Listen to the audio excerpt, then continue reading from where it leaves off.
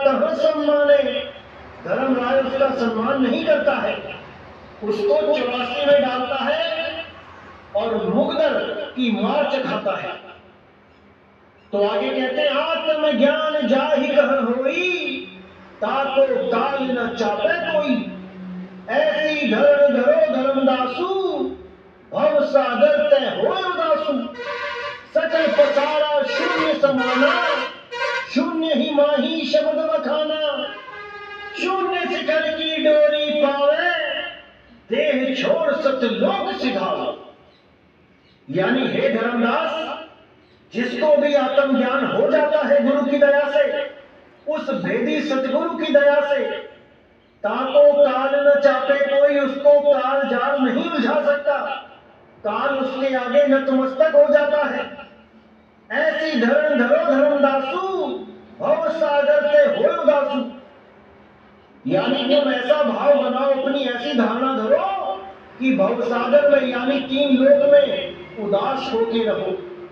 ये सुख दुख जितना भी है, जितना भी माल खजाना है, इसमें होते हुए भी आप उदास रहो, परमात्मा को याद करो। सकल पसारा शून्य समाना, शून्य माही शब्द बखाना। ये जितना भी पसारा दिखाई दे रहा है, जितना भी साकार दिखाई दे रहा है, ये सब निराकार में समा जाएगा एक दिन। ये सब साकार उस शून्य में समा जाएगा और सतगुरु उसी शून्य में आके उस शब्द का बखान करते हैं। वो बंदी छोड़ विदेही गुरु इसी शून्य में आके एक सतगुरु का रोल निभा के चले जाते हैं। हम इसी शून्य में फंसे हुए हैं और सतगुरु भी इस शून्य में आके हमें शून्य से पार होने का भेद बता के चला जाता है कि कैसे हम शून्य को त्याग के अपने असली स्वरूप में आ सकते हैं। तो क्या बोलते हैं, शून्य शिखर की डोरी पावे। भेद भी बता दिया उन्होंने कि शून्य की शिखर पे एक डोरी है, अगर वो डोरी तुमने प्राप्त कर ली तो तुम शून्य से परे हो जाओगे। क्योंकि ये शून्य का काम ही यही है कि बार बार जन्म और मरण को अस्तित्व में लाना। तुम्हें मरने भी नहीं देगा, एक बार मारेगा दोबारा पैदा कर देगा। क्योंकि जन्म मरण का काम ही इस ब्रह्म का, शून्य का है। तो इससे निकलने का रास्ता भी बता दिया कि शून्य शिखर की डोरी पावे, देह छोड़ सतलोक सिधावे। वो इस शरीरों को छोड़ के हमेशा के लिए अपने निज स्वरूप में स्थित हो जाए। तो जब साहिब ने आत्म ज्ञान की बात करी धर्मदास जी महाराज से, तब धर्मदास जी ने बड़े प्रेम से पूछा,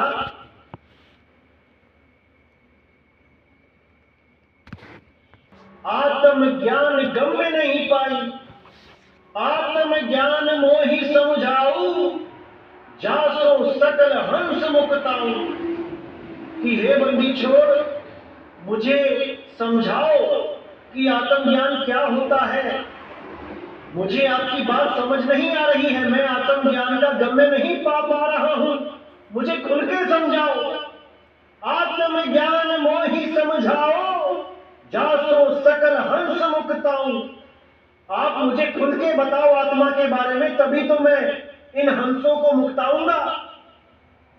तो कबीर साहब कहते हैं, धर्मदास ये मता अपारा, ताकर जो मैं कहूं।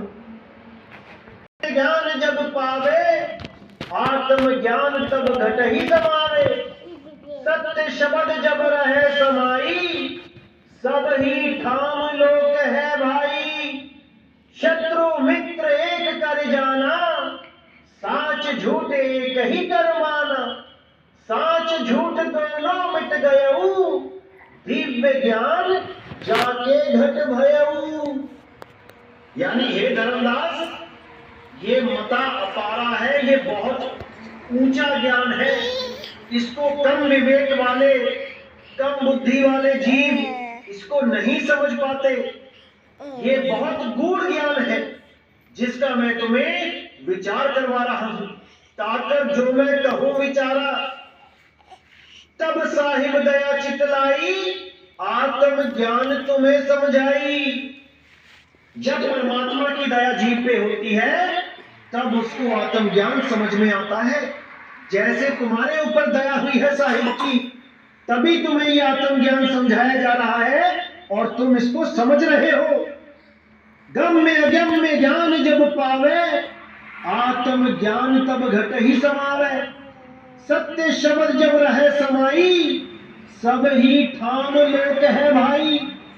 यानी गम अगम का ज्ञान जब पता लग जाता है, हर चीज समझ में आने लग जाती है, ये परा और अपरा ज्ञान समझ में आने लग जाता है, तब आत्म ज्ञान घट में समाता है।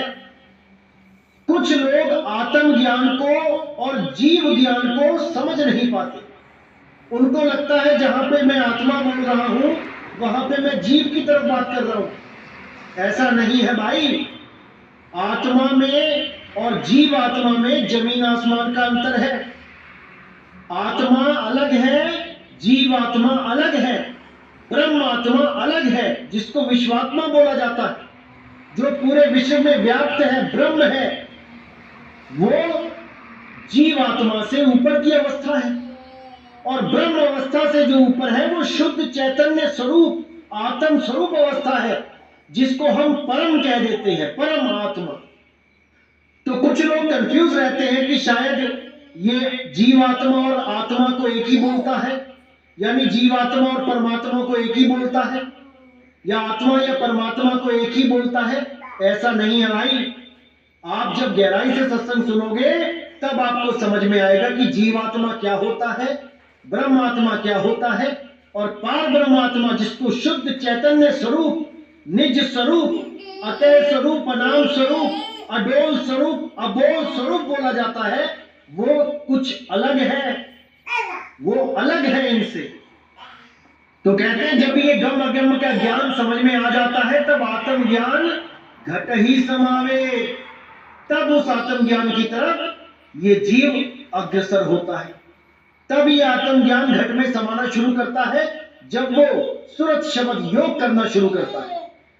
सत्य शब्द जब रहे समाई, जब सच्चे शब्द में यानी सत्य शब्द, सत्य नाम में जब रहे समाई, जब ये सूरत उसमें समाई रहेगी, सब ही ठाम लोक है भाई।